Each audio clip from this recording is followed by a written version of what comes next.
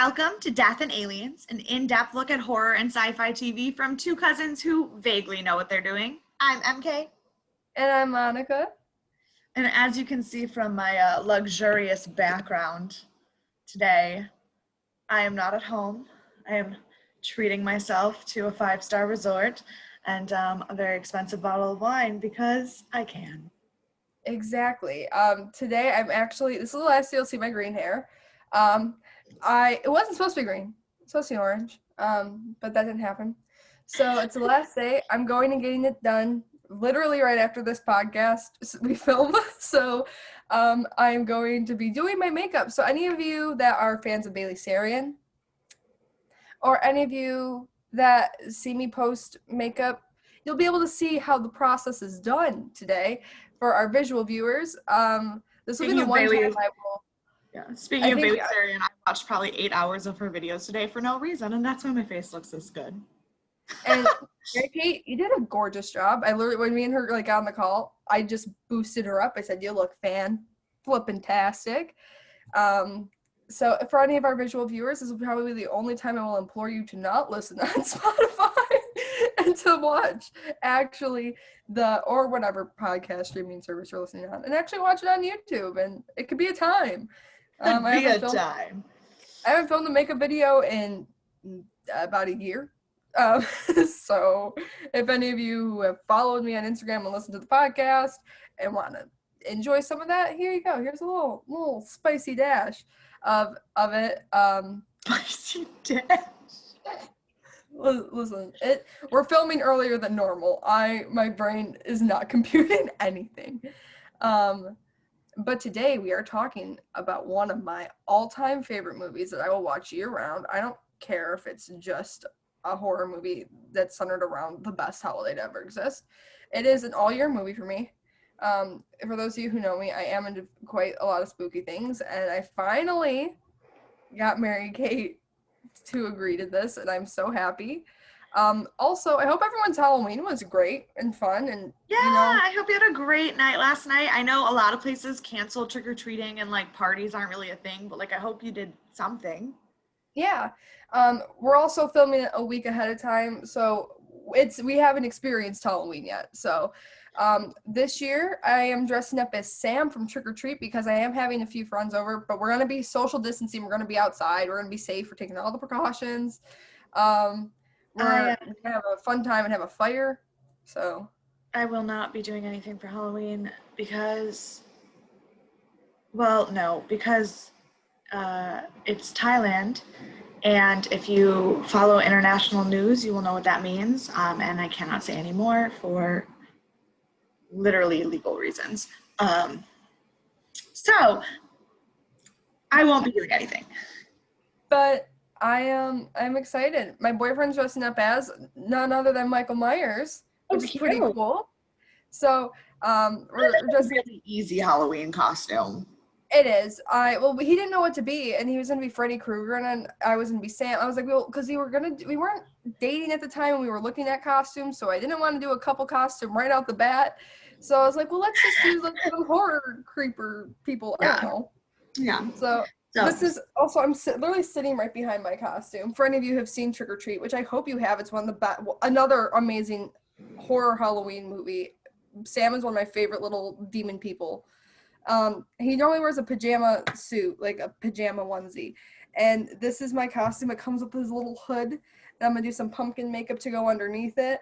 I am excited. I will be freezing my ass off in this, so I'm going to be buying some leggings to put on under this. Or I will be extremely cold. But you got to respect snowed there. It snowed in the southern tier, not here. Oh, okay. It's supposed to be 75 degrees today. Oh, it's 89 degrees and the sun's already down. So like, that's so much fun. Wouldn't want to be you. Well, no, this is the warmest day in like the last 2 weeks. It's been so cold, and by cold I mean like 79 degrees instead of 99 degrees. But like we're also used to it being 100 degrees that it was freezing. Yeah, and see. This is, like I said, this is my time. This is my time of year, and I'm so sad. It slipped through my fingers so fast. October went by so fast, and the rest of the year seemed like it was taking 2,000 years to finish. And it makes Really? me sad that, yeah, I I feel feel like like 2020 I was feel like this year has gone by so fast. I don't even know what happened. Like the last like, thing I know, I was laying in a beach in Bali, and then all of a sudden, it's been 6 months. like in a sense, like it feels long just because I feel like the isolation made it feel like, at least in America, made That's it feel true. No, a that's lot true. I've had a longer. very different COVID experience than anyone in America because we didn't ever fully shut down. Mhm. Like I had to quarantine for 2 weeks, and then I had like 3 weeks where the school was closed. Yeah, But that's it. Like I had 5 weeks total that I was were shut of down. shutdown. Whereas most And people now are like 5 months, 6 months into being shut down. yeah, also I'm finding my beauty blender real quick. Hold on. Um, eh, got it. Um, so it definitely, COVID made it feel like it was longer, but in a way, like the years always do go by fast. Like I feel like, because not doing things, you're like, oh, I still have time, but then you're like, oh crap, it's literally October. Never mind. Right. So it's slow but also fast, if that makes any sense to No, anyone I else got but you. me. I got you. So So are you ready to talk about this shit, Em? I am. I mean, okay, so for those of you who have not been listening before and just randomly picked this podcast to start on for some reason, lucky episode 15. Don't know why you would start on 15, but hey, um, we are going to be talking about John Carpenter's Halloween, Mm-hmm. which was released on October 25th, 1978, and was written by John Carpenter and his wife, Deborah Hill, and directed by John Carpenter, and cinematography by John Carpenter, and music by John Carpenter. And basically, John Carpenter did everything on this movie. So, like, Yes, John Carpenter. The budget for this movie was very, very small. So he was a lot of it was a lot of like unpaid. A lot of people were doing it out of the kindness of their hearts and just to get this awesome movie out there. And I mean, John Carpenter ended up, he did it. I think because I watch a lot of documentaries about it because I'm weird.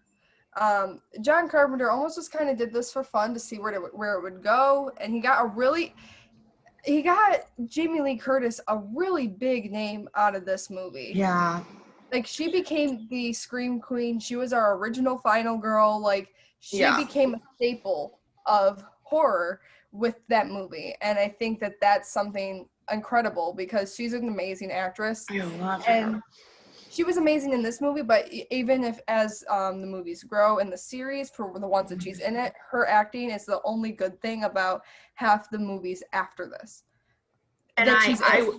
I will say, my takeaway from this movie was like, thank God he found her, because also like not just in horror, in film in general, like Jamie Lee Curtis is a boss, Oh and yeah. like this really was the start of her career. Like if it wasn't for this movie, I don't know if we would have her in the place in pop culture that we have her now. And like that would be so sad because then there would be no Freaky Friday with Lindsay Lohan. Exactly.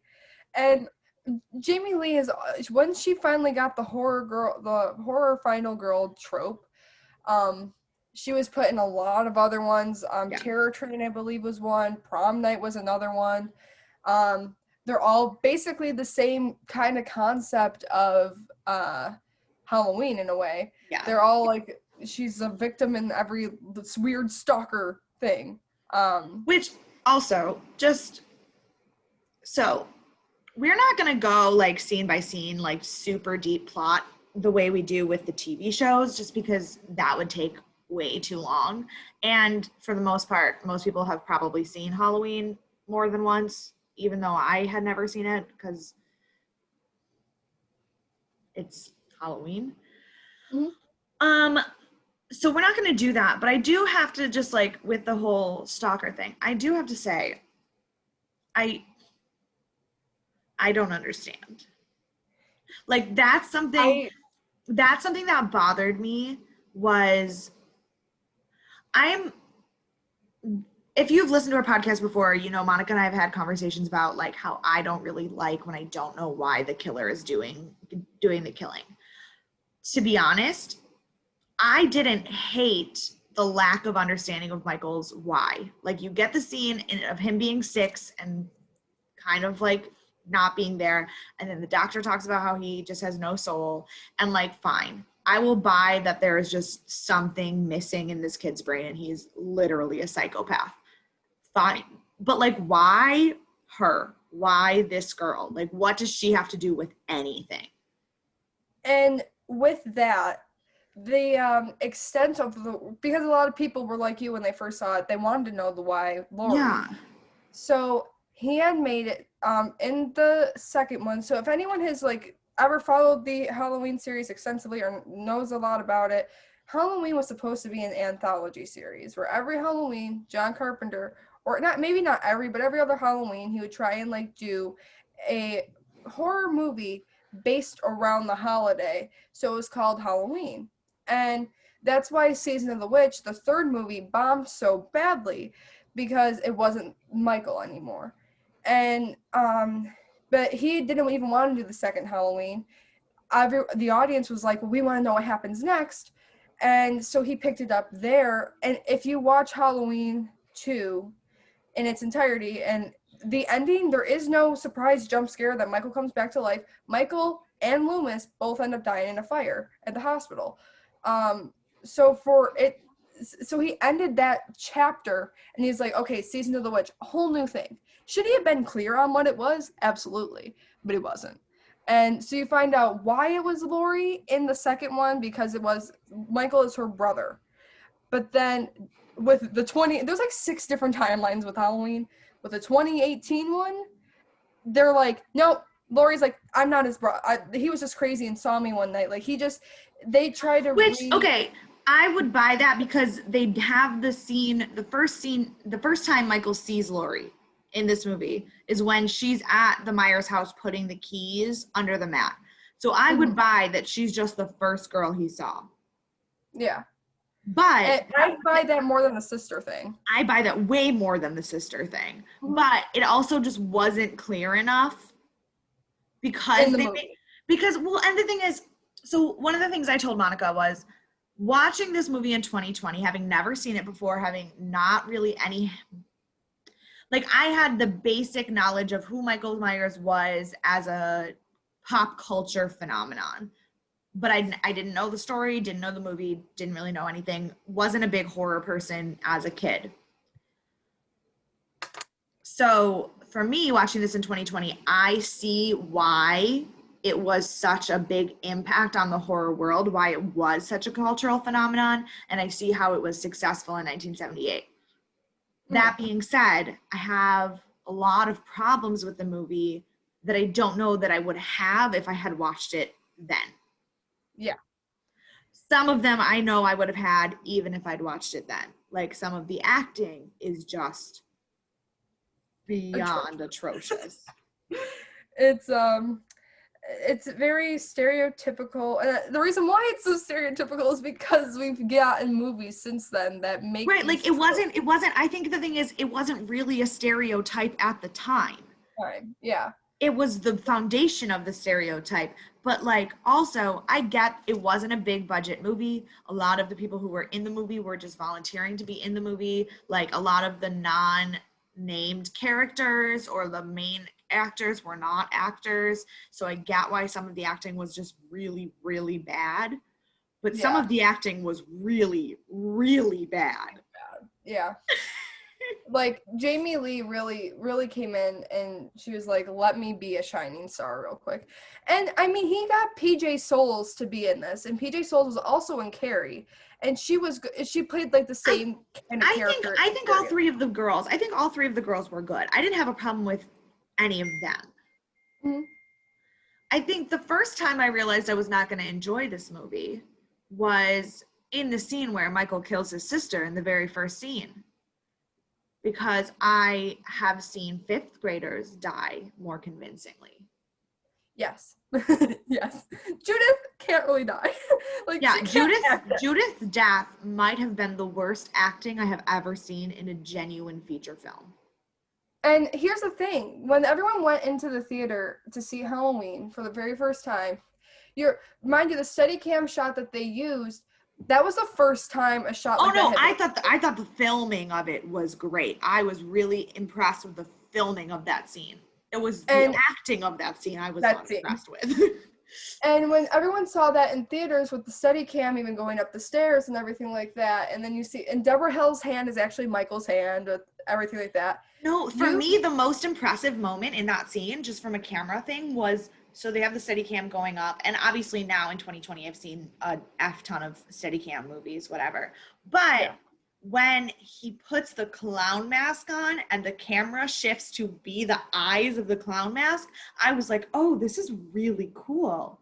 Yeah. And then They Judith died, and I was like, oh, yeah. it's gonna be that kind of movie. Cool. Yep.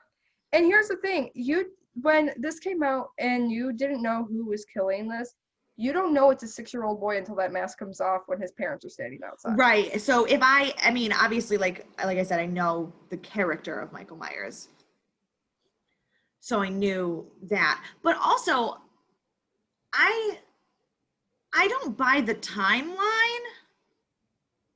The 15, well, right, okay, fun fact, in the credits, they say Michael Myers is 23. He's actually 21 when he comes back. It's been 15 years. Yeah, Since it's that 15 years, so he's 21. But I don't buy that body is a 21-year-old man who's lived in a penitentiary since he was 6. Like that's not the physicality that someone like that would have. Yeah, no. And they don't explain, like, granted, John probably was like not really thinking too much about that. He's just Right. like, Of "Put course, the mask I'm on." I'm thinking of this in the sense of like psychology and literature, and I've read way too many books and this doesn't make sense. And like they were just like, what's the scariest shit we can do to people? Basically. For makeup wise, there wasn't the only scene where there's blood, and Michael literally slits someone's throat, and there's not even blood there. Um, and because it looks like he chokes Annie, but he doesn't choke her. He is choking her, but he gets to the point where he's like, "Will this bitch die yet?" And he just and just slits her throat, but there's no blood. She just makes a funny face when she falls down the windowsill. Yeah, also that was the only time I did not like her acting was when her face hit the window. I was like, I don't believe Yep. you. And Ugh. but like it's still like for the effects really was when they just covered Judith Meyer's body in ketchup, and then and then the mask. Now, I feel like this is like common knowledge. The mask was actually a Captain Kirk mask from like 1970s when he was on when William Shatner was on Star Trek. And if you really look at the mask, you're like, yeah, that's William Shatner's face. Yeah. They changed like the hairline on it a little bit. They like melted it a little bit so like the jowls of the face were a little bit lower. They opened up the eyes wider. So like they changed certain aspects of it. And the makeup department on this, I only saw one person, which honestly, that's all they really needed for the effects they had in it. And he has done he's done Children of the Corn, he's done The Fog. So he's done like the person who had done the makeup. They have some pretty good credits as well. I'm not sure if it's a woman or a man. There was no picture, so but they did a really good job with the mask. I think because that mask became an icon for years. For sure. No, I think, like I said, the cultural impact that this movie has made, clearly it was scary in 1978. Like it wouldn't have made the cultural impact it made if it wasn't scary. But, and I'm not saying this because I'm like I'm not like Monica where I watch horror movies to go to bed at night. So like I'm not fazed by those things. I'm genuinely a little bitch and I'm afraid of everything. And I was not afraid at all. This especially with horror movies that have come out at now that even like that me and you watched your Next together. Yeah, and then you were freaked out and you were like, I left the room. I was done. You literally freaked out because you thought you heard a bang outside and you told us to all go downstairs and lock the door. Yeah. But someone had to stay upstairs with you, which was funny. I'm still trying to get Mary Kate to watch Hereditary with me one of these days. Even if we don't do an episode about it, I want her to watch it. This is my experience with, this is how bad I am at horror movies. I went to see Winchester in the movie theater. Now, I have listened to every true crime podcast there is about the Winchester house. I know in detail the Winchester Mystery House. I know people who have been to the Winchester Mystery House. I knew what was going to happen. I sat on the floor of the movie theater crying, wondering why I hadn't chosen Peter Rabbit. So when I tell you I don't do horror, I mean I don't do horror. Like, I love it, but also I cry. I cry. And this one I Yeah. just like laid in my bed and watched it on the TV and was like, okay. Halloween definitely is. I'm so. Now, mind you, my father. I know you're listening, David. Hi, how are you? My father knew I didn't like Michael Myers when I was a kid. I sat down and watched Halloween in its entirety when I was 10 years old. I think if I'd watched it when I was 10, I might have been scared. But I wasn't scared when I actually watched it, which is weird. So because my mom, she knew that I was terrified of Michael. I didn't like the way I had seen how he looked when I was a kid. My dad would play the theme song, and for John Carpenter to make such an amazing Right. score, No, that's honestly one of my only notes that I wrote was like props to John Carpenter, because obviously the theme song is killer. But the Yes. music in general, like, obviously I'm a little numb to like, this song is supposed to make you scared right now because I know that's what's happening. Yeah. But the film score was phenomenal. Amazing. Phenomenal. And John Carpenter, when he's done all this, like that became like that scared me. Like just that. Oh yeah. That music alone, like my dad, I had to finish my reading campaign for my school one time, and I just sucked at focusing on reading. I didn't want to be in my room. So David, hi, would play the Halloween theme to keep me in my room to read my books. And I was like, wow, bold. That's like Torture. intense. Yeah. And especially for like an 8-year-old who still hasn't fully seen the movie, that's pretty scary. Yeah. And my mom, like, she helped desensitize me to it when we were watching it for the first time. She was like, see, like, they're all acting. Like, they're fun. And, like, so then she made me watch, like, the bloopers afterwards of, like, them, like behind the scenes stuff. And I was like, oh, the guy who plays Michael Myers is actually, like, really funny. So, like, that was cool. Yeah, no, I think that's a healthy way to do it. But yeah. And I think that's why I'm desensitized to horror so much. I'm just like, I know it's all fake. Only ones that get me are like based on a true story, like The Strangers. That shit, I don't like that. I don't like that one bit. I just get really bad panic attacks. Like, I don't think that this stuff is really going to happen to me. I don't think that I'm going to die. I just don't like when my heart rate gets so high I can't breathe. And when there's a lot of jump scares, that happens. True. And they didn't, and jump scares weren't a thing in the 70s when this came out, so like jump scares weren't a concern. At least that was like one big thing. I mean, but this did have like what would be considered probably jump scares, in the sense that like when Lori looks out her bedroom window and Michael is standing in the laundry line, like when he just suddenly pops up at school, like there, I could see how that would be like the precursor to jump scares. Mm-hmm. Now, and my one big plot problem, my only one really big plot problem, is that Dr. Loomis might be the dumbest psychiatrist ever. He was oblivious. Yeah. Literally, when you find out that the car has been parked outside of the Myers house, like literally, like if he slightly looked to the left, that's where the car is parked. He did not. He found Michael's clothes in the truck where he stole the garage uniform. Didn't find the dead body. So literally was talking to the sheriff, and Michael's driving directly behind him, and he turns around and doesn't see the car. Like, I just was like, you have got to be the most inept person. It's your car. Yeah. Loomis really did not pay much attention to Michael. I will say that. And It was really frustrating. And I get that, like, but also, like, Michael is not portrayed as smart. no. Michael is portrayed like he doesn't speak, he grunts, he seems to just be brute angry. Like, he is not portrayed as intelligent. No. So It how just is seems he outsmarting his own psychiatrist? exactly. And that is a very fair statement to make. I will not argue Like, that. for the most part, like, even things that I had issues with, like the Judith's death scene, that I was just like, this is so crap acting, I at least didn't find a plot hole in it. But, like, if I can find a way that the story could have ended an hour early 5 times, and it's all because one character is too stupid Yep. when they're not supposed to be stupid, Oh, exactly. that Let me is see. just a killer for me. Yeah.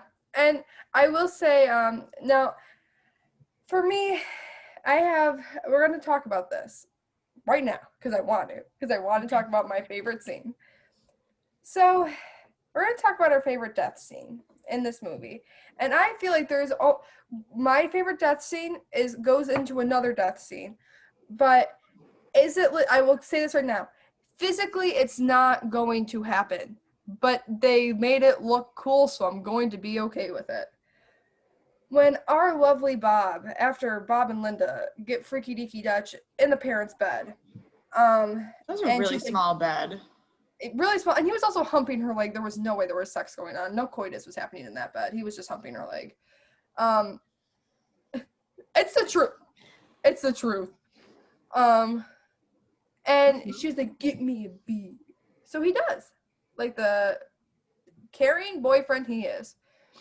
Bob goes and gets his lovely girlfriend Linda a beer. Well, too bad he hears breathing and doors creaking, and he's like, "Oh, Linda, you asshole!" So his guard's down. He thinks it's Linda, and then he thinks Oh, it's I Annie. thought he thought it was Annie. He thought it was Annie first, and then he's like, "Okay, Linda, you asshole," because Oh, yeah, Annie wasn't answering. So, and then he opens up the door to, I believe, some room in the house. It's right across from the pantry. And our good old boy, Michael, is out here fucking, sorry to all of our young viewers, but he fucking grabs him by the neck, pushes him up against the pantry door, lifts his ass up. You see his feet wiggling at the bottom, like they show it with the camera screen, like his feet are wiggling, dangling. And then Michael takes his knife like this and just goes whack. And you just hear him stab Bob. And then he like lets go of his neck. Well, at first he's holding his neck and you start to see Bob die. Then lets go of his neck, lets go of the knife, and you just see him dangling there. On the And knife. on the knife, which once again, I said it's physically not possible. There's no way a knife could go through a body and a pantry door to hold you up there without your body going split. No way that would Right. happen. But it's still cool because It then looked cool. Michael stands there and does this. And I feel like he's contemplating a new life journey for him. He's like, I could do art. Like this art. This is how I express myself, Dr. Loomis. Just let me express myself. I just feel like that's Whereas I thought, why are we still looking at this? I was like, he's just sitting there, he's admiring his masterful art piece. I really wanted to like the movie because it's your favorite movie. Mm-hmm. But I just have so many problems with it. Like, for instance, this MFer steals his sister's gravestone. Yeah. Great, fine, whatever. Then, later, the gravestone is in the Wallace's house, but, like, how? Where did he have it? Was he just, like, carrying it? He didn't have it in his hand any of the millions of times we saw him walking around the house. Where was it? See, here's the thing that with Michael that I've given things a pass on. I think his character is definitely something that is I was gonna say, like, his character doesn't make a lot of sense in the way that things get put together. He's very into theatrics, obviously, as the final girl showdown starts to begin. Like, we're off to the races where Laurie's finding all the bodies. He's very into theatrics. He moved all the bodies into special places. Like, he knew But Jamie that was gonna doesn't kill seem her, like his character either. and it doesn't. I think visually it's fun, and also, Oh, but no, visually it worked, and the Jamie Lee Curtis's acting in that scene was amazing. It just was I figured it out. My issue with Michael Myers is not his lack of motivation, it's the inconsistency in his motivation. yes. And even like the part from one of my favorite death scene, it goes into Linda's scene where Michael puts on a sheet and Bob's glasses and stands there with a pack of beer and just stares at her. I find that shit fantastic. Oh, I thought the scene was hysterical, but also I was like, wait, what? Because it shows that, because here's the thing, he can't be a completely unempathetic person if he knows, or a completely soulless person, because he knows humor. He's like, this is funny. He's like, this shit, I'm gonna get you, bitch. This is funny. Haha. Like, but like, since when? Like, exactly. you know what I mean? It's not, I don't have a problem if he was a funny killer. That would not be an issue. It's just that they're like, he's dead behind the eyes, he's soulless, he's a monster, let's call it an it and not even a he. And then he's like, I'm gonna make a ghost. He said he's like sitting in the kitchen, Bob's like lifeless body just still chilling on the pantry, cutting holes in a sheet. that image makes me laugh. Ew, why does my skin look like this? Ooh. Now, another thing that I have already previously told Monica, but I'm going to share with you, our listeners, that makes this movie frustrating to me is not anything that has to do with the movie, to be completely honest. It's just that, I don't know if y'all know this, but the 70s were a wild time, man. Wild. Like, if a grown-ass man in a mask walked up to an elementary school in broad daylight and started shaking a kid, he would not be able to drive away. No. Like, what? Not a single person in the entire movie locks a door until the one scene when Laurie decides to be responsible and lock the door because the kids are asleep alone in the house, and then gets screwed by locking the door because now she's locked out of the house. Yep. People, I don't know. Yep. Like, no wonder people who were kids in the 80s are so messed up. Like, yeah, the stuff I mean, that 70s, happened. sorry. I mean, that would be our parents. Our parents were children in the 70s. And yeah. I feel like that explains a lot. Oh, it definitely does. That definitely does. First of all, the fashion. I love the fashion. I hate 70s fashion. I find it to be I like bell-bottom jeans. Mm-hmm. That's as far as I'm going to go. I like to binge watch a lot of really old TV shows, like a lot of shows from the 60s and 70s I've watched all of. And one of my favorite shows is Columbo, which is a detective show from the 70s. And I remember whenever I start to binge watch a new show, I tweet my initial thoughts on everything so that I have them saved. And I remember when I first started watching Columbo, my very first tweet was, I think I'm going to really like this show if I ever get over the fashion. It is so bad. And for me, I am such a sucker for 70s fashion, like late 60s, early 70s, especially hippie fashion. Like discotheque fashion, like the makeup, everything's shiny, so you shine under the disco lights. I love it. The most ugly combination of colors. Colors, yes. Okay, that brown and goldenrod yellow that is the staple of the 70s has got to be some of the ugliest stuff I've ever seen. Nope, that's the 70s for you, man. It is. I'm I just was gonna, mostly mad that like they just like the school stuff. And part of it's because I'm a teacher, but like having a creepy man walk up to a bunch of kids on the playground and nobody cares. And then all the kids just walk home and there's not a single parent or teacher present at all was and like, also the fact that Tommy Doyle, the boy in this movie, he's following Tommy in the car afterwards, and Tommy is not noticing anything. Like but like also, what you can't, a kid can't walk, like, what? He just walks home from school in elementary school with no parents? like What? I said, 70s were a weird time. Like the term like I feel like this is where like dangers for like your children really started to like get emphasized Well, to and if you look at the insurgence of serial killers, like because obviously like I do a lot of read and watch a lot of true crime stuff, like serial Mhm. killers and that whole movement, like set the 70s was when people really started noticing kids going missing. I won't say like serial killers started in the 70s, but like No, serial killers like started being noticed and held accountable in the 70s. Like the Atlanta Monster, that was the 70s. Like like there were so many things like the Manson family cases, all for all of our true crime listeners out there, which I would hope that you'd listen to true crime if you're watching this stuff.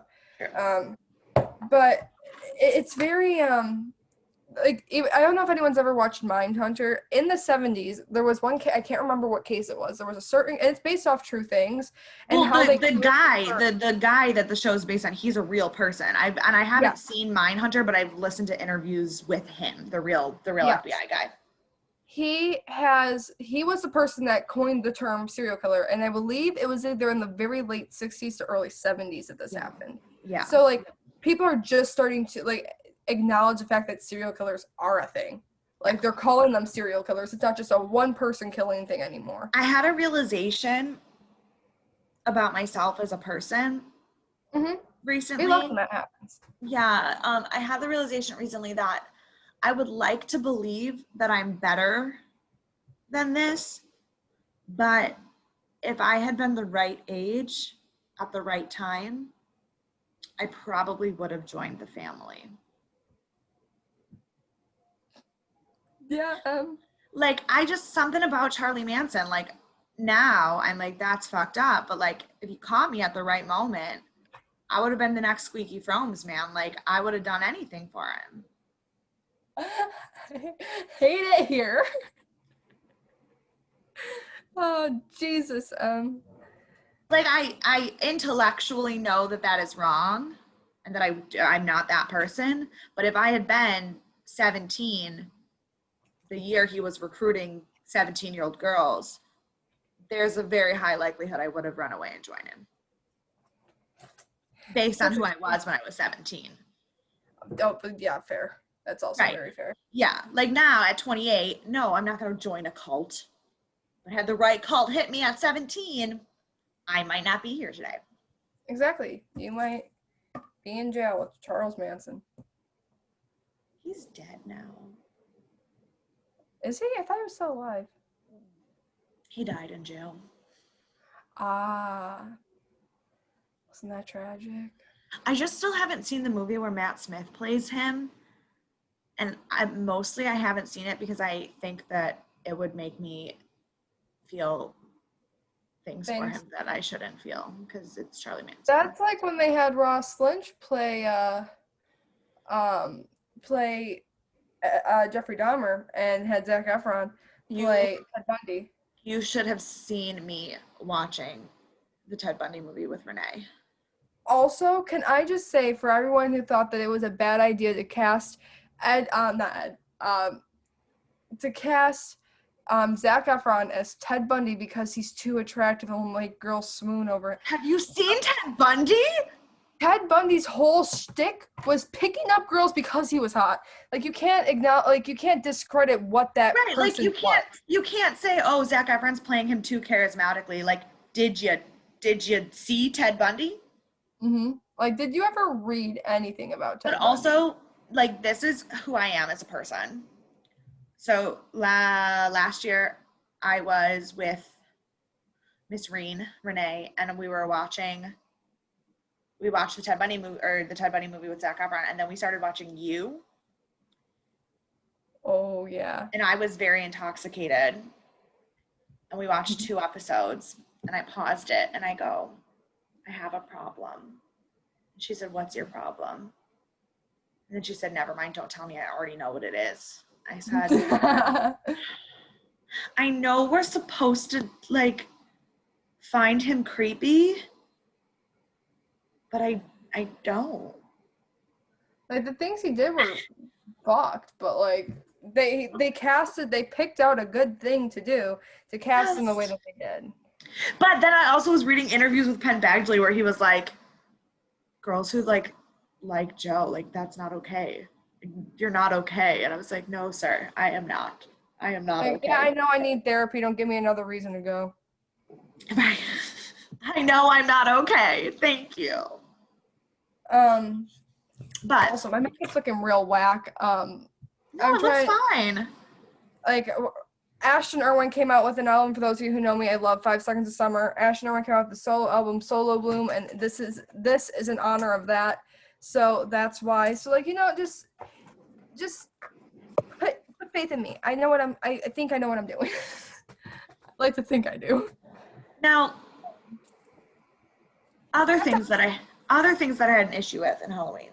Basically, this is just going to be me listing all of my issues with the movie. Laurie is a little bit dumb. Yeah. For one reason, and one reason in particular. Like she does the right thing. She like takes care of the kids before she takes care of herself. She like tries to fight back. She survives. Like good for her. Except every time she thinks she has killed this man, she drops the knife. She drops the knife and walks away from it. Yep. Like, that knife would not leave my hand until the police were there and that body was in a body bag and not in my house anymore. Exactly. That is a dumb move on Laurie. Every time I watch it, I'm like, girl, it would cut literally it. Although, like, props to her for stabbing him in the neck with a knitting needle. Like, no, with a knitting needle. Yeah. I was like. And then she stabs him in the eye with a coat hanger, and then she gets him to drop the knife, and then she stabs him in the stomach. And then the thing is crazy because Michael still has swinging power to come through. And right. Like, then he gets shot 6 times and falls out a 2nd-story window and is still not dead. Yep. He gets up and walks away like it was like nothing. It was nothing. He didn't just get his shit rocked. He walked away like it was nothing. And I mean, granted, I loved the ending. I loved that his body wasn't there anymore and that they just ended it like that and they didn't try to wrap it up. I loved that. That is my favorite. Like, so as cheesy as it is, one of my favorite horror movies is The Woman in Black. And not because it's a great movie, but like I just have memories with it. And also, like, The Woman in Black, the movie is based off of a stage play from London. And I saw the stage play in London and I was in the front row, and like it was amazing. And the woman like walks through the house in the auditorium in the play, and she like stopped and stood right next to me for like a long time, and it freaked me the actual F out. Yeah. But in both the play and the movie, the movie's coming to an end. Everything is wrapped up. She's gotten what she wants, so she's gonna disappear. And then in the very last second, just kidding, she's still there. It's not over. And that's why I like it so much. And so I loved that was the ending. Mm-hmm. The ending, I think the way that they ended it was absolutely amazing. In the sense that knowing that this was going to be an anthology series, I could understand seeing this in theater. You're wanting answers, you want to know, but I think knowing that, at least in the second one that comes out, the fact that they don't. The second one that comes out, they're like, yeah, everything that happened between the very first Halloween and this Halloween, yeah, never happened. And they did a good job at cleaning up, I would say, a very big mess that Mustafa Akkad's production, like that his company has done. I think they did a very good job cleaning it up and like righting some wrongs. Especially, don't even get me started on the Curse of Michael Myers or Resurrection, where Busta Rhymes says "trick or treat, motherfucker," and then kills Michael Myers. Like iconic cultural reset. I was gonna But say, I'm sorry. That sounds like a better scene than the whole movie I just watched. listen, it's a great cultural reset. Not something I want to see in a horror movie when I'm supposed to be getting scared. Like, I I would have much rather having a battle scene, literally the final scene where he's supposed to die forever in this scene. Um, Not end with trick or treat, motherfucker, and then throwing him in an electrical wire on him. Like See, but that's a whole other mess. I feel like you don't watch enough Law and Order SVU. Oh, I no, I definitely bold of you to assume that because I do. No, but like if you don't like random lines in the middle of really intense moments, clearly you're not a fan of Ice Cube in Oh no, Law I and don't. Order No, I love SVU. Ice Cube. I see because here's the thing. I'll look at SVU. Looking at SVU, but like here's the thing. When Resurrection came out, it was supposed to be the end, the final thing. No more of this bull crap. And then they ended. They had like that last moment where Busta Rhymes is saying that it was funny. I'm never gonna discredit that it was a funny moment. I just wish that that moment would have been more of an important moment for the whole series as a whole, because supposedly where Michaels dies for the last time. We all know he doesn't. That's a joke. But because Resurrection did so bad, they're like, yeah, this is a joke. We're not doing another one. And Well, I mean, if they wanted it to be serious, they probably shouldn't have had that scene. exactly. I mean, I'm all about that scene, but also my intentions would not be as a serious piece of film. Yeah. And Tara Banks was also in it as well. And Thanks. I'm sorry. If you are watching this show and you are a fan of Dancing with the Stars, please comment below or send me a message and tell me that I'm not the only one that is so sick of Tyra Banks hosting the show. I cannot do it I don't anymore. watch it anymore. I can't do it. It's just, it's just so bad. So bad. I was She has, gonna say, and part of it, I kind of feel a little bit bad because, like, in the past there were two hosts, so they could like banter off of each other, and now she's the only host. And also, like, there's weird like COVID things, and they can't like be near each other and everything, so it's like awkward. But also, like, she just talks about herself all the time. And like, Tyra, no offense, but we're not watching it because you're on it. fair. So But with Halloween, it's a classic. Is it the scariest movie? No. Is it the most perfect movie in every single way? No. But it is one of those movies where you're just like, I want to just put something on to get me into the spooky mood. This is that movie. This movie has meant a lot to me. And I didn't meet the guy who played The Shape, because The Shape and Michael Myers were two different people in the movie. So Michael Moran, I met him. He played unmasked Michael Myers. I met him, 3 years ago. 3 years ago, and the loveliest man. He's shorter than I am. The sweetest little man I've ever met. He's also obviously much older now. yeah. But he's the sweetest guy. Super nice. I have his autograph. I love that I have his autograph. I need to meet Nick Castle. I really want to meet Nick Castle. I would love to just say, you scared the absolute living shit out of me as a kid. Props to you, buddy. Thanks for doing that.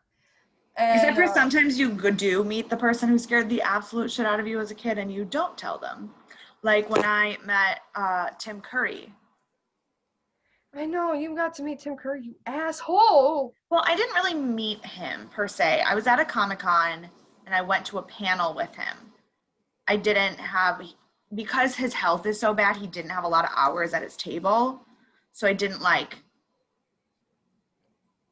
get a picture or an autograph, but like I went to the panel and I like said hello to him in the hallway. That's still something. Right. But also, the problem is I really wanted to tell him that Pennywise is the biggest reason for most of the anxiety I have in my entire life. But I also, Nigel Thornberry and Clue, like, so like, I can't really be mad. Yeah. Like, And also, Dr. Frankenfurter. well, yes, Dr. Frankenfurter, but like, Also, for sure. But like, Dr. Frankenfurter didn't have the effect of unscaring me, if that makes sense. yeah. Whereas Nigel Thornberry did. Although that's scary in a different way. Yeah, that's just scary in like an unsettling, creepy, like, hey, I'm just gonna be weird way. Not in a killer clown ripping off little boys' arms. I still blame your brother for that. Oh, it didn't help that DJ was like, clowns, let me scare every No, single girl in our he family. made me watch it. He made you watch it? Yeah, That makes sense. he made me watch it. Wait, which one, DJ or Tyler? DJ. Oh, yeah, that does make sense. We were way too young to be watching it. Way too for young. sure. For sure. Dude, like, I need a makeup wipe. Here it is. So with Halloween, you keep diverging off. I know. Halloween, talking about other horror stuff. With Halloween, I mean, it's something that has always meant a lot to me. Something that I carry a lot of weight with. I want to have my kids watch it and then make fun of me for going, Mom, you were scared of this, because like I won't have kids till I'm like in my later 20s, early 30s, and they'll be born in a world that I can't even predict what the hell's gonna happen in. Right. So it's just something that's like I want to be able to share with my kids and have that the same thing I got from my parents when they showed it to me. I'm just obviously I feel like you guys have known me well enough now to know that spooky things are a big proponent of who I am as a person. If you know me in real life, like Mary Kate does, or you've seen stuff from me online, or if you ever do meet me, I guarantee you the conversation will sway to something about horror. It's just what happens. It's true. And I have to say, as much as I did not really like the movie, I'm not like any worse off for watching it. And at least now I kind of know more what people are talking about when they talk about horror stuff. Yeah. But There's one movie Mary Kate said that she will never watch, and it upsets me. Mind you, I didn't watch it till I was 15 for the first time, and that freaked me out when I watched it. And it's Nightmare on Elm Street. That still holds its weight in horror. I just don't really like blood. Oh, you wouldn't like that. Yeah, I don't really like blood. So like Nightmare on Elm Street and Saw are like two movies that I just genuinely have no interest in watching. Not because I don't think that they're good movies, but because the shock value versus the storytelling, I don't know if it would be worth it for me. See, in the first Nightmare on Elm Street, yes. No, and I get it, but I also like, okay, Freddy Krueger comes to people in their dreams and kills them. Like, okay, I know the story. What But else like, do I need to watch? There's more to it. Like he supposedly like molested these kids, and that's why he comes back, because the parents are the reason why he's dead, and they burned him in a warehouse. That's why he's all melted. Like there are things that unveil, and the way that he torment. Like there are points where you don't know if some of the characters are dreaming or not, and then you find out that they were, and then you're like, oh shit, like because they're not sleeping at all. And Right. he's like one of those. He's one of the villains that like you can't escape from. Like you can't get rid of him. You have to sleep. You have to sleep unless you take dream suppressants, which in the 80s weren't a thing. Yeah, I don't sleep, so I'd be cool. I don't sleep, so I'd be good. But Saw, I understand. Saw is senseless gore. Yeah. There's story, but not enough But to where I also, think like, you're gonna go sometimes gore just totally ruins movies for me if it's used inappropriately. with. Like, I don't know if you ever watched the movie Horns. Yes, I did. With Daniel Radcliffe. Yeah, so I'm watching that movie. I'm actually really enjoying it. And then it gets to that last big, like, scene with the Mm-hmm. steak and stuff. And it was just so inappropriately bloody in a movie that wasn't gory beforehand that it just ruined the entire movie for me. That makes sense. And so, like, sometimes I'm just like, even if I think like I would casually be interested in the story, if it's just not done correctly, Well, and yeah, I don't know. Like, that's why, like, and when you like listen to us talk about Hemlock Grove, for the most part, I'm like really squeamish about a lot of stuff. But and it's because like I like medical dramas. I'm not crazy against blood. I just don't like when it's used in lieu of excessively. storytelling. Like, I don't like horror movies that are like Saw, where it's excessively bloody in lieu of a good plot. Yeah. And Like like, like Cabin in the Woods, the blood in Cabin of the Woods does not bother me because I get it. yes. And Cabin in the Woods was probably one of the most amazing horror movies to come out. That was a newer horror movie because it's supposed to be a B campy horror movie because they're making fun of all the tropes of No, B but campy yeah, horror but movies. it's also that's the thing, is it's a horror movie, but also it's a commentary on horror movies, and I Yeah. really liked it for that point. It was Yes. so well written. So It well really written. was. And the cast they got for it played each, role perfectly. And then at the end, like there were so I highly suggest, if you guys are watching this, I highly suggest or hope that you already would be watch Dead Meat's YouTube channel, like for our listeners. Yeah.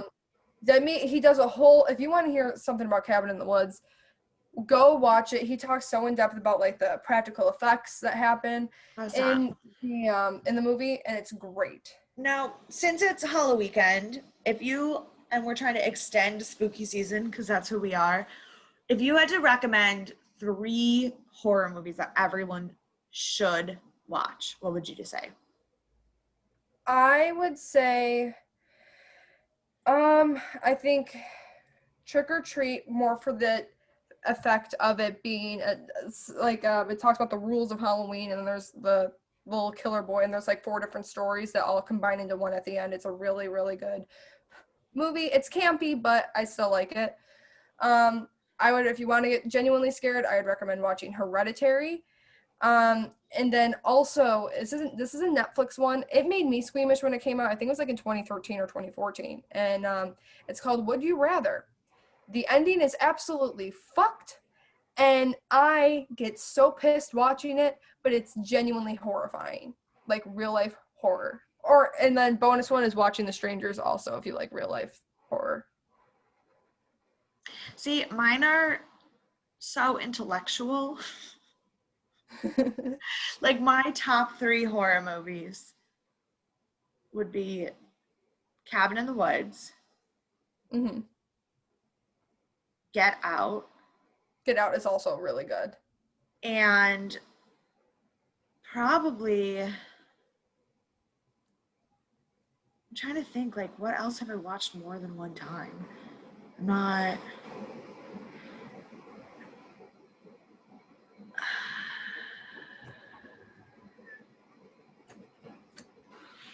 Like, I know the movie that scared me the most in my life, but it's because I watched it when I was way too young.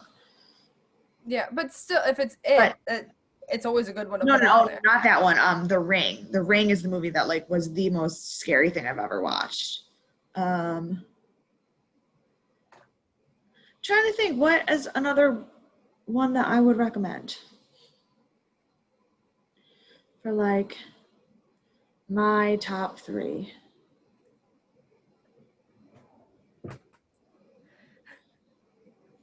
As you can see, Mary Kate's over here thinking long and hard.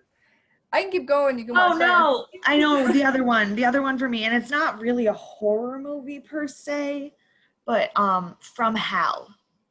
From Hell? Yeah. With Johnny. So that's one The with Johnny Johnny Depp, Depp right? one where he's the detective looking for Jack the Ripper.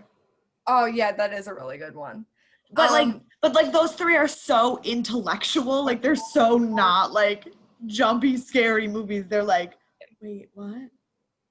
Yeah.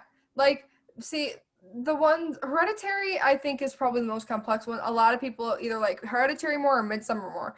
I like Midsummer. I thought it was good. I just like I like what Hereditary was about more than Midsummer. Granted, I think the cult stuff is cool. Like they both had to do with cults, but the way that they executed this cult in Hereditary, I think, is awesome. Even though, granted, Midsummer creepy as shit. Do not get me wrong. Danny is an amazing woman, in that movie. But but like definitely The Strangers is more of a real, it's one, there's like creepy jump scares, but like the reasoning behind like the motive of the killers in that one is something that scared me as a kid, just because you were simply home and they're like, yeah, let me just cut your shit Yeah. up. See, I also really like Shutter Island.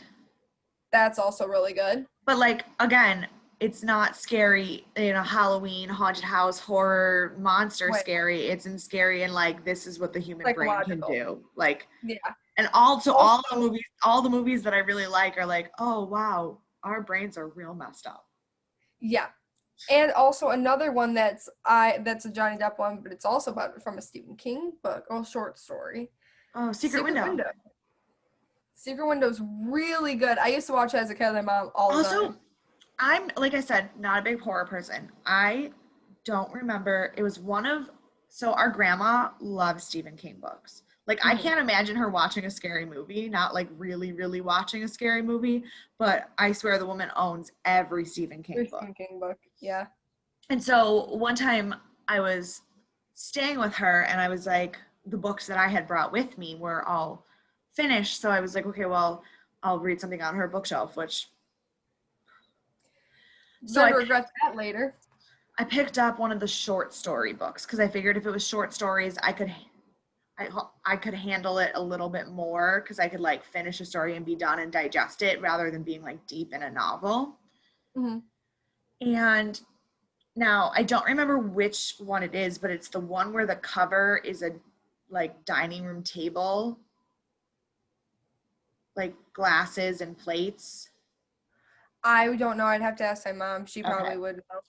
But I only read 3 of the short stories Mm-hmm. because in the third one, there was this guy whose eyes turned bright orange and a fish came backwards up out of his mouth. And like there was obviously more to it, but that Yeah. image, it was so vividly written that I couldn't sleep for like 3 weeks because I just kept seeing this guy with his orange eyes. And I was like, nope, this is not for me.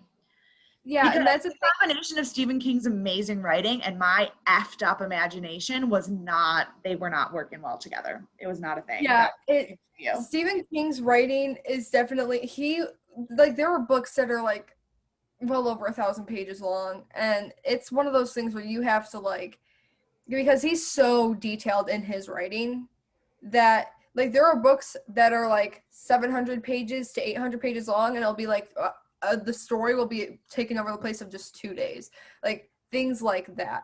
Like, have you ever seen the book in person? She's thick, like she's huge. Yeah, but that's also like really 2 stories.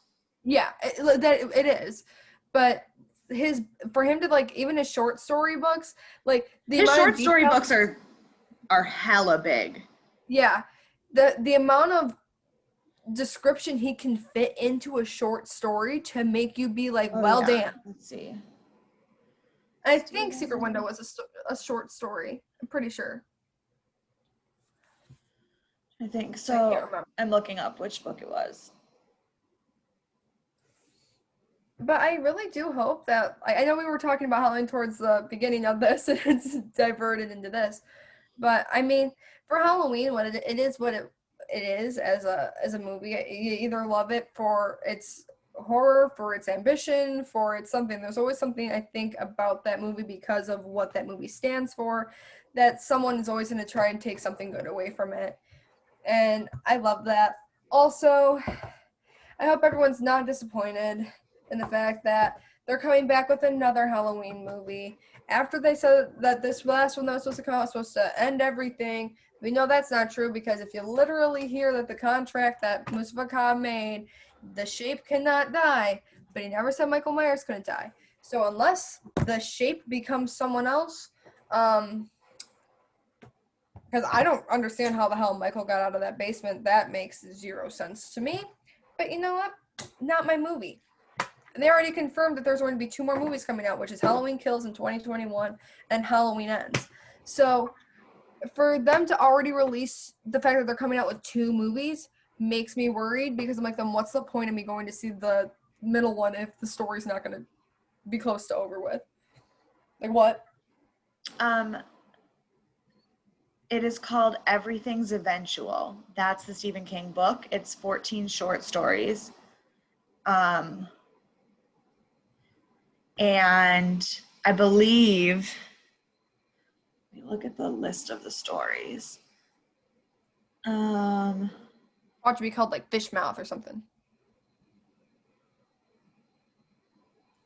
No.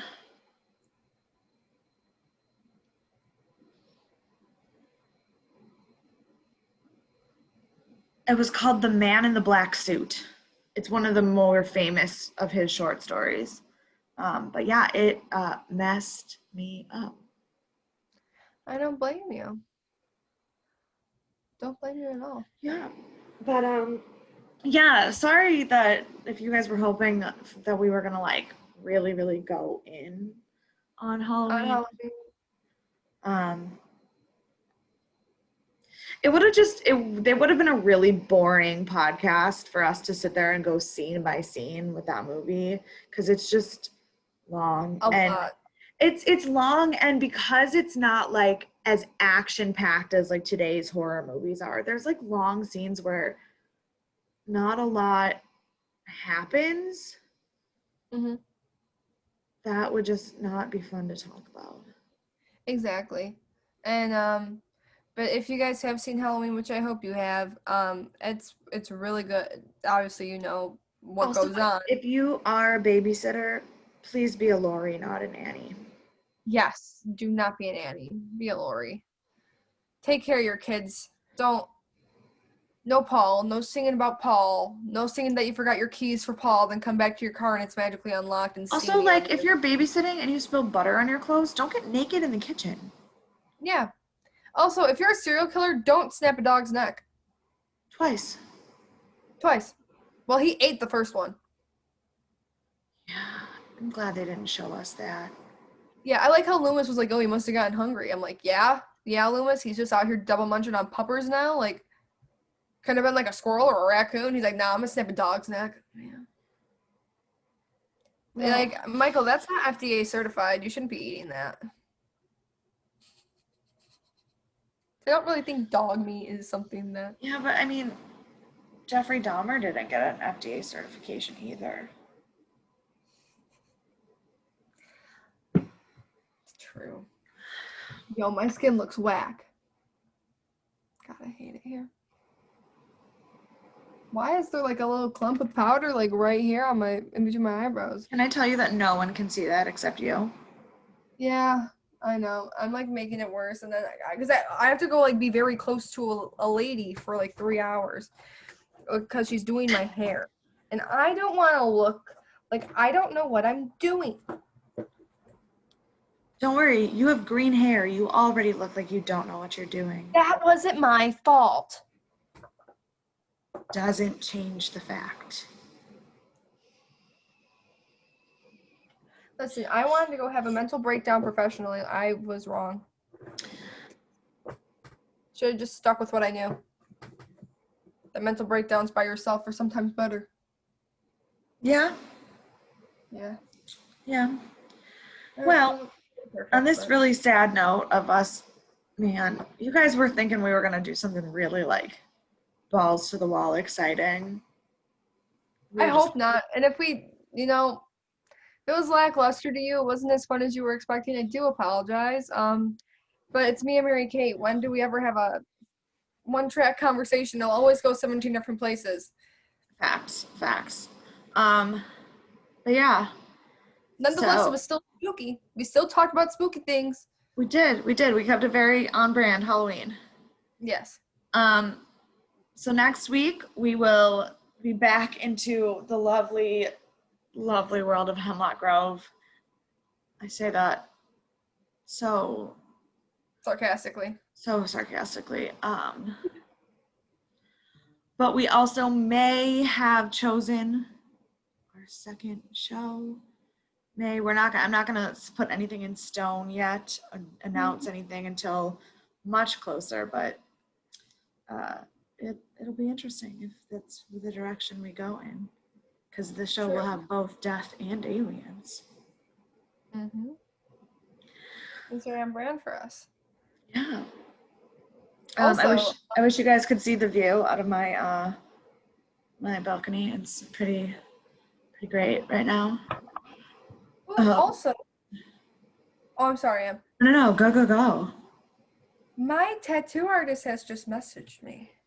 I'm getting another tattoo to add to my sleeve, and he said he's finishing up the drawing today. So I wanted to share that information. I'm very excited. It's my tarot card tattoo that I've been wanting. I'm getting the moon, which for many reasons. So he's sending it to me today. I was gonna get a tattoo this month, but then I decided to stay at this hotel instead. And honestly, I'm not mad about it. I wouldn't be either. But you want to know what I am mad about? Because I was debating on which tattoo to get, my tarot card one or my Michael Myers one. But I didn't know I was going to get be able to get my tattoo the weekend before Halloween. So I sent him my tarot card one. And now I'm kind of pissed. Yeah, but it's still, the tarot card one still works. Halloween's on a full moon this year.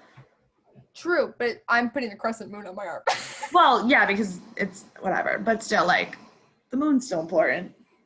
Yeah, that's one of my favorite tarot cards. I love it because it talks about your deep conscious and inner self. And plus, it also reminds me of Papa Stan. So that's a little bit of a nod to Papa. And then I don't know. Papa I don't know what my favorite tarot card is. Probably the Empress. The Empress is a really good card. Wait, do you know what your birth card is? No. I'm gonna tell you how to do it like afterwards because I have to I'll have to find the TikTok video. Yes, I saw it on TikTok. And then you'll find out what your birth tarot card is. I can't remember what mine was. I mean, I'm an Aries, so the Empress is pretty on brand for me. Yeah. I like the moon because I also have a Scorpio moon. Like that's my moon sign is a Scorpio, and doesn't that explain so much? So it explains why you annoy me so much. There we go. I have a Scorpio moon. So what the moon tarot card is, I love because it's like about your inner self and your deeper conscious, like your subconscious and letting it come to the light. I love that stuff because having a moon Scorpio, your emotions are very You know what sucks, man? I am an Aries. My Mars is an Aries. I should have my shit real aggressive, right? My moon is a Capricorn. And my Venus is a Pisces. Why I gotta be a sad bitch in love? Oh, hold on. I'm pulling up CoStar. Hi, you've reached the astrology point of the episode. Welcome. You all are, to be honest, is most of my life all the time. True crime and astrology is basically how I would describe myself. Well, I didn't want to read that.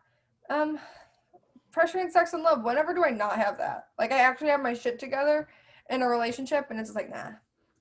It's okay. The other day, the last few weeks, I haven't been checking my CoStar because it has been full on attacking me. My Venus is in Libra. Yeah, it is. My boyfriend's an Aquarius though, which I honestly really like. I've only dated Virgo males. Virgo males are shit. You will never convince me otherwise. Virgo males suck ass. Suck ass. Every guy I fall for is a Scorpio or a Sagittarius, and those are just That, really, really bad. yeah, because Bad. you're drawn to toxicity. Don't attack me. Bro, so am I. I went for someone who was born literally 2 days after me in the exact same location. Guess what? His moon is also a Scorpio. Guess what? We each wanted to wring each other's necks out because we wanted to be together, but we hated each other at the same time. Toxicity. You know what else is horrible? My rising sign is a Virgo in my first house. So basically like I'm an uncomfortable perfectionist. Yeah, I'm a Leo ascendant in the first house, and my Mars is in my first house. My Virgo is with my Sun and Mercury are in the second house. Libra and Venus are in third. Scorpio is my moon, and it's in fourth. Okay, my Jupiter is also in Virgo and in my first house. So basically, like, having a Jupiter Virgo in your first house means that basically my entire idea of success for myself is based on like idealism. Mm-hmm. So I'm never going to be happy. And you're also an Enneagram type 4. So if anyone knows how to fix me. Listen, I'm an Enneagram type 2 with the wing of 3, so that basically just means I will love you unconditionally, forget my issues, because I don't want to deal with them right now, because I suck. I'll help you out the best I can. I'm an Enneagram type 4 without a wing. I'm just a problem. I'm so in love with myself, I can't even figure out what the next step is. But it's because I'm better than you, and I know it. I love the energy. I wish I had it. I don't. Yes, it's amazing, but also super isolating. Yeah, I could see that. The one thing that I love about being a 2 is that I get to have people. The only thing that sucks about being there for people, which I genuinely love doing, the only thing that sucks about being a 2 is that there will be people out there that take advantage of your kindness, and when it's not part of their narrative anymore, they're like, I'm not going to be there for you, so do you know I'm going to be alone forever because I'm an Enneagram type 4. My Jupiter is in Virgo in my first house, and my Venus is in Pisces, which means I'm desperate for love, but I have such a high like sense of ideology that I will not settle for anything. Oh, and also my sun sign's in Aries, so I'm an aggressive fuck, and no one will never ever get close enough to beat my ideals. That's tragic. Oh my God. So in case anyone wants me to read them, between Monica and I and our joint knowledge of astrology, tarot, and Enneagram signs, we can also tell you how terribly your life will suck too. Yeah, it's lots of fun time. Only thing is, like, I love deeply and passionately, but I also have trust issues.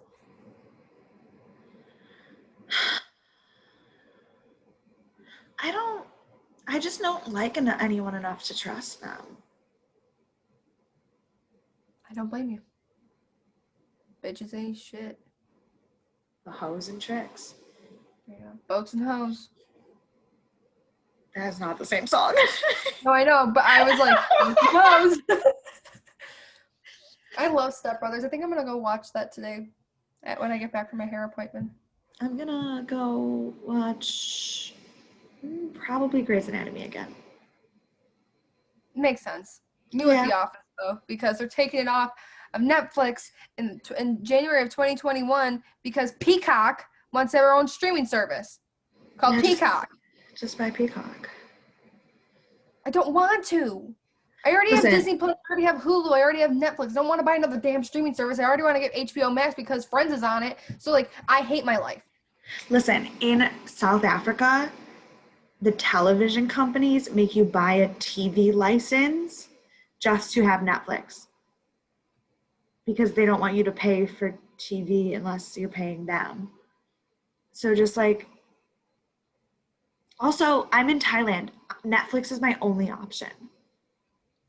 That's true. Well, So you better get all of the no, Office and that's not true because that's what virtual proxy networks are for. But don't worry, I use a legit VPN that I pay money for business.